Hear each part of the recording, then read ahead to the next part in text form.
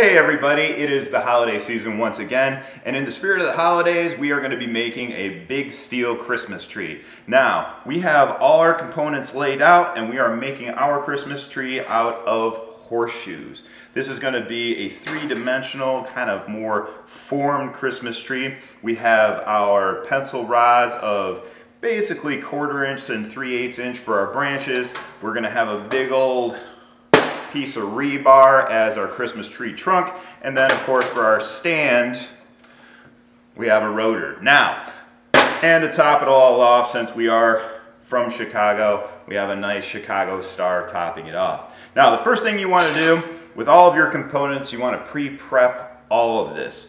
As we are going through, we're going to tell you exactly how we are creating our Christmas tree, but for the most part you can do improvisation, you can make it the way you want, and we highly recommend that. So what we're going to do to get started is we're going to essentially put these, these are about 1/4 inch thick, and I have a 1/4 inch piece of stock here, and all I'm going to do is I want to put these together in a manner where I can tack them together. Okay? As soon as I can tack them together, they're malleable enough where I can bring them back and forth and put them in the position I need to put the next one in. I also want to make sure that I'm angling them so the tree actually starts to span out.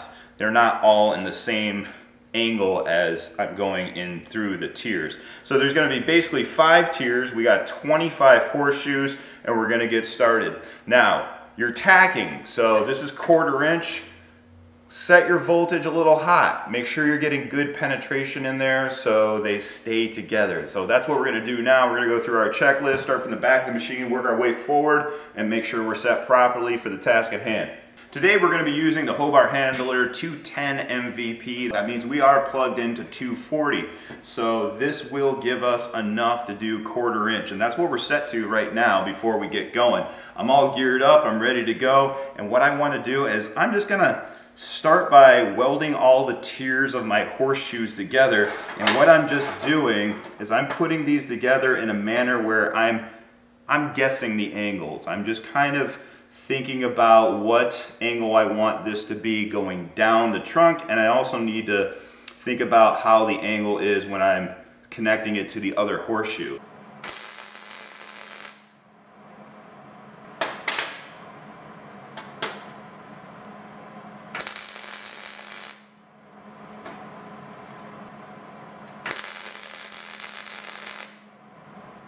So there's our first tier. We have 4 more to go, and each tier will have 1 more horseshoe and just have a little bit bigger of an angle as we work through them.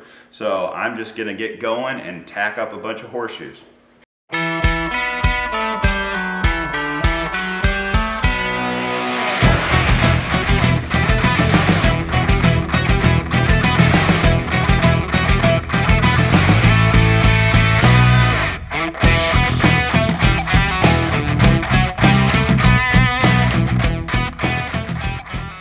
And there you have it, the last tier of our soon-to-be Christmas tree. And all we have to do now is attach it to our rebar trunk. And how we are going to attach it to the rebar trunk is we're going to use some 1/4 inch and 3/8 inch pencil rod, which I've just kinked in a vise. It's not a big deal. I just want to make sure they look a little bit more like branches. And we're going to use these guys to stem from our trunk to our tiers. Now, what we're going to do before that is we're going to go back into each tier and actually put a decent bead on there so we know they're all fused together, ready to go.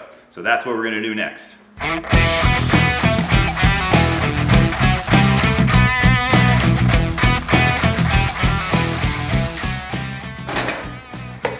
And there you have it, that's the last tier, and now it's time to mount them to our trunk. Now, the easiest way to do it, I made this handy dandy little tool that we can invert the whole thing, and we're going to build it upside down so we can really get a measurement for our limbs of our tree here. So that's what we're going to do. We're just going to clamp this to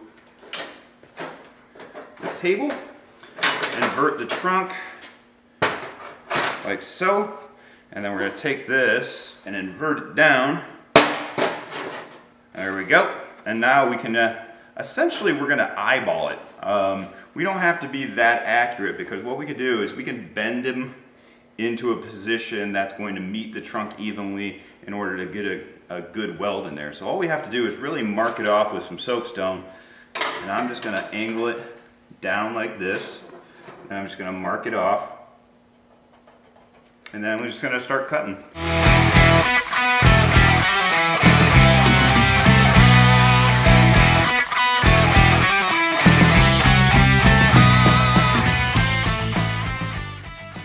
Now that I got a couple of branches cut, what I'm gonna do is I'm gonna tack it onto the first tier. I'm just gonna eyeball it, and then I'm gonna tack it onto the trunk.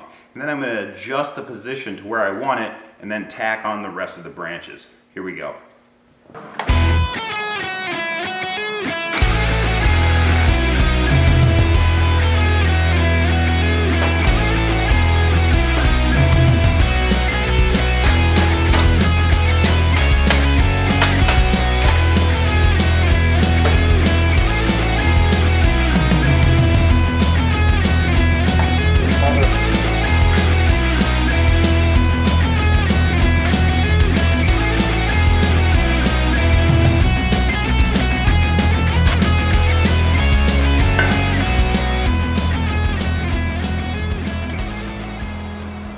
So as you can see, what I'm doing right now is I'm using pieces of wood as shims to keep the tiers evenly separated.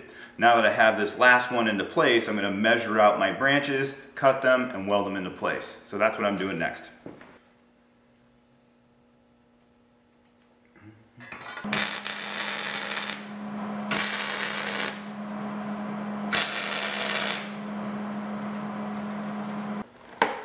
And there you have it. All the tiers are welded on. Looks pretty good upside down, but what we're gonna do now is we're gonna cut the trunk off and then weld it into our base.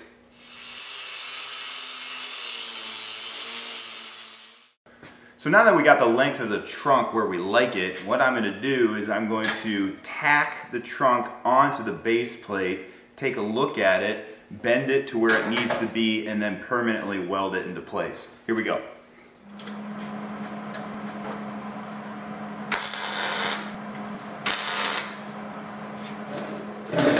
So just like a real Christmas tree, I actually have to figure out where the center point's gonna be. So I'm gonna try to line it up as much as possible. I think it needs to go that way a little bit. Yep. So this way, let's take our hammer and just start knocking it over until we like it.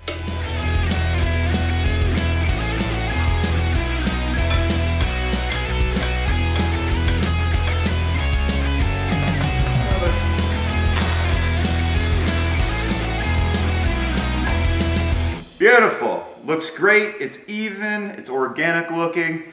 Now, of course, the final piece, the star on top. So obviously this is a Chicago star because we are in Chicago, and I think I'm gonna cut that down just a little bit before I put it on there, and that'll be it.